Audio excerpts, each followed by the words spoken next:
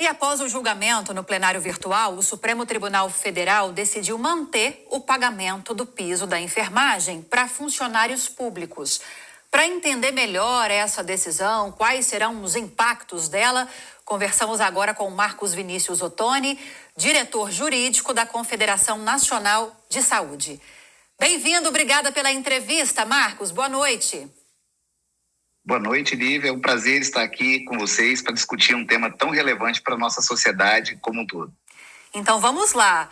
Quase que completamos um ano desde a aprovação no Congresso Nacional da PEC que estabeleceu o piso da enfermagem, até que o STF decidisse efetivamente pelo pagamento, mas com alguns critérios estabelecidos, como eu já trouxe a informação aqui antes de chamar você.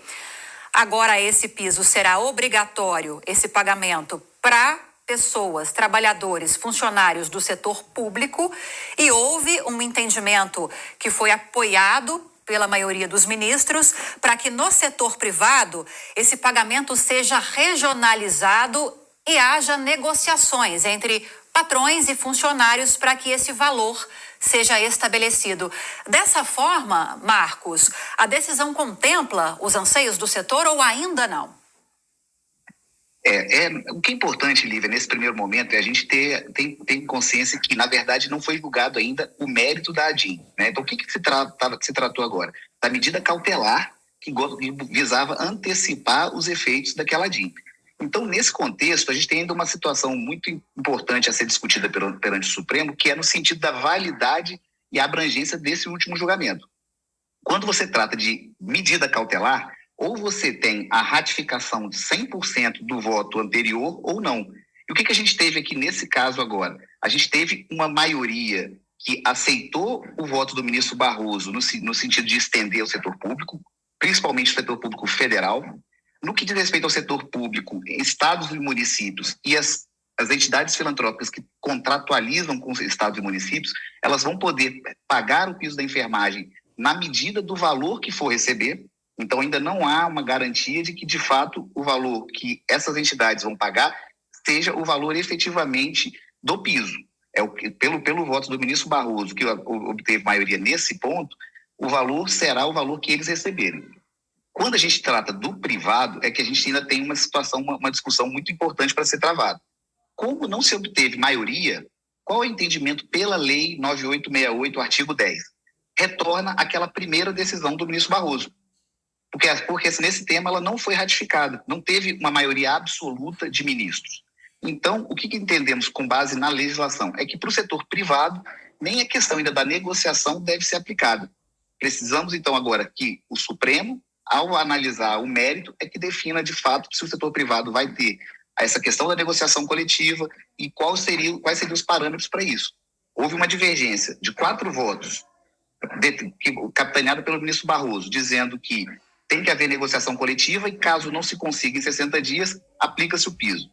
Por outro lado, o ministro Toffoli, capitaneado por mais 3 ministros, disse o seguinte: se não houver negociação coletiva, vai para dissídio para preservar a regionalização.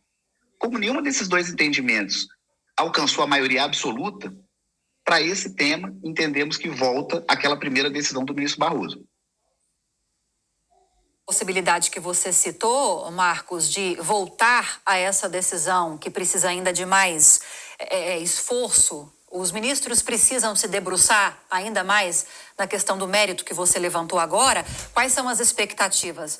Esses pontos que não obtiveram essa maioria absoluta nessa discussão de agora finalizada na sexta, devem ser chancelados nessas próximas decisões ou não? E quanto tempo deve levar até que isso aconteça? Há uma previsão para isso?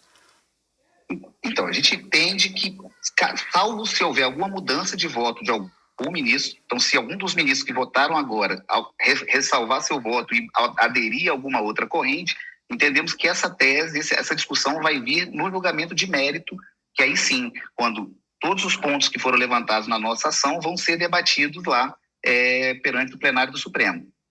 Para nós, é muito importante que prevaleça a questão do respeito à negociação coletiva e à regionalização, para que a gente possa preservar a realidade de cada estado, para que possa ser negociados o melhor valor salarial tanto para a enfermagem quanto para a capacidade dos hospitais, e por isso a gente acredita e espera que o Supremo desenvolva e trabalhe nesse sentido para o setor privado. Há uma preocupação muito grande ainda, principalmente do setor privado, eu acredito, Marcos, que envolve o Nordeste e o Norte, duas regiões que têm uma média salarial para a categoria mais baixa em relação às médias que são praticadas em outras regiões do Brasil, sobretudo Sul e Sudeste. A dificuldade para que essas regiões, e aí falando do setor público, que até então, pode ser que isso seja revertido na decisão de mérito, mas que até então o setor público tenha que pagar esse piso que foi definido pela PEC aprovada no ano passado pelo Congresso.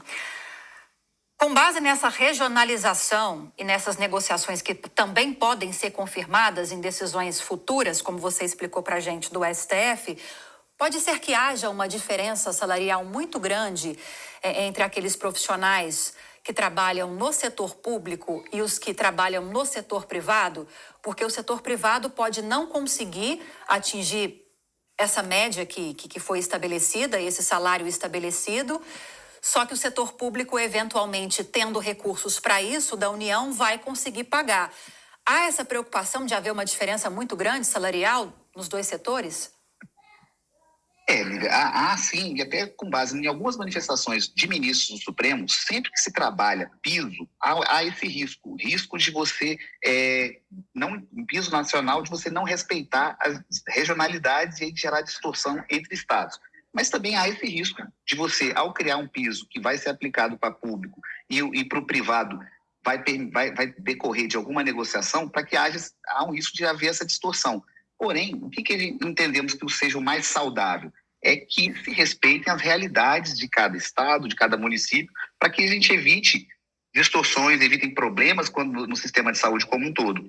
Então, se você acaba impondo um valor também, por outro lado, para poder tentar trazer equidade, você corre o risco de gerar consequências muito desastrosas, seja para a empregabilidade, seja para a assistência. Por isso que sempre se defendeu que a lei de mercado e a lei da livre negociação, patrão e empregado, ela é mais salutar nesse tipo de aspecto tão sensível quando se trata, por exemplo, da enfermagem.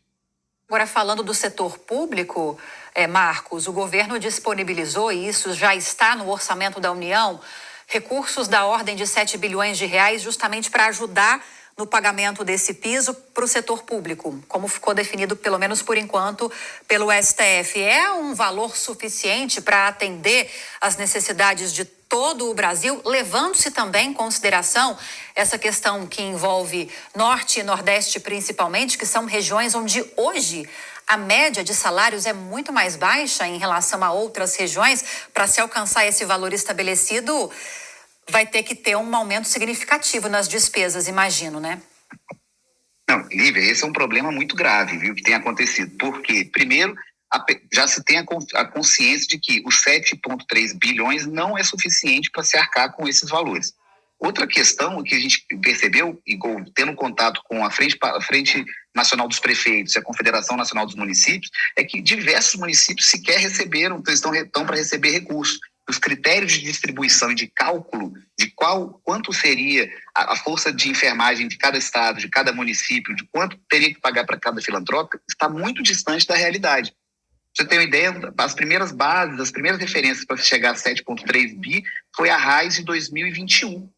Mas só que a realidade da enfermagem é agora, 2023. Então, como é que a gente vai, os estados e municípios vão conseguir ajustar esses orçamentos? Por outro lado, essa legislação ela não é permanente, enquanto que as despesas para pagamento da enfermagem é perene. Então, como é que vai se dar nos próximos anos, nos anos subsequentes? Essa é uma preocupação que também impacta muito fortemente o setor público e que ainda não está contemplado. Tanto é que até hoje não se pagou, não se repassou os recursos. Continua-se discutindo critérios, metodologias de cálculo, mas o que a gente percebe é que ainda há uma série de dificuldades nessa implementação desses recursos na parte do setor público. Ok, a gente segue acompanhando então os futuros desdobramentos dessas discussões. Conversamos com Marcos Vinícius Ottoni, diretor jurídico da CN Saúde, da Confederação Nacional de Saúde. Marcos Vinícius, bem-vindo sempre, obrigada pelas informações, bom fim de semana. Eu que agradeço, Lívia. É um grande prazer estar sempre com você. Boa noite. Boa noite. A Angelina é linda demais, não é, gente? Ela olha a foto.